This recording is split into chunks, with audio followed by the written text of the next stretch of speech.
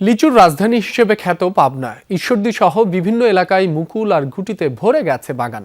পরিচর্যায় ব্যস্ত বাগানীরা গাছে পানি সেচ, কীটনাশক স্প্রে করছেন নিয়মিত।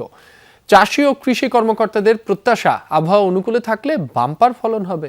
স্টে সেফের ডাবল লেয়ার প্রোটেকশনই পিরিয়ডের হেভি ফ্লোর দিনগুলোতে আমাকে রাখে নিরাপদে। Stay safe. পাবনার ঈশ্বরদী, বাতাসে লিচু মুকুলের মিষ্টি সুবাস। বাগানের গাছগুলোয় থোকায় থোকায় ঝুলছে মুকুল ও গুটি, সোনালি রং দুলছে হাওয়ায়। মুকুলে নুয়ে পড়া গাছগুলো যেন দিচ্ছে আগামীর প্রাচুর্যের বার্তা। বাগানীরা ব্যস্ত পরিচর্যায়, গাছে পানি সেচ, কীটনাশক স্প্রে সবই চলছে নিয়মিত। তাদের চোখে ভরপুর আশা, এবার হবে ভালো ফলন।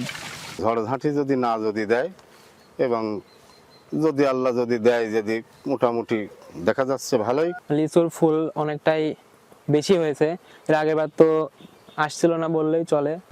ঈশ্বরদীর পাশাপাশি চাটমোহরেও লিচুর বাগান এখন মুকুলে ভরা। চারপাশ মাতোয়ারা মৌ গন্ধে। বাগানে মৌবক্স বসিয়ে মধু সংগ্রহ করছে দেশের বিভিন্ন স্থান থেকে আসা খামারিরা। মৌমাছির গুঞ্জন আর লিচুর সুবাসে বাগানে এক অন্যরকম আবহ।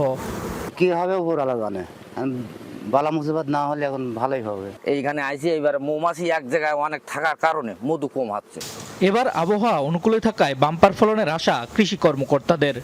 লিচু বাগানে যেটা দেখছি যে পর্যাপ্ত মুকুল আসছে এবং এখন পর্যন্ত আবহাওয়া অনুকূলে থাকা আমরা আশাবাদ ব্যক্ত করছি যে হয়তো আমরা আমাদের কাঙ্ক্ষিত লক্ষ্যমাত্রা অর্জন করতে সক্ষম হব। পাবনায় ৪,৬২৪ হেক্টর জমিতে রয়েছে লিচুর বাগান। চলতি মৌসুমে উৎপাদনের লক্ষ্যমাত্রা প্রায় ৩৫,০০০ মেট্রিক টন। শামস তাবরিজ উচ্ছ্বাস, যমুনা নিউজ।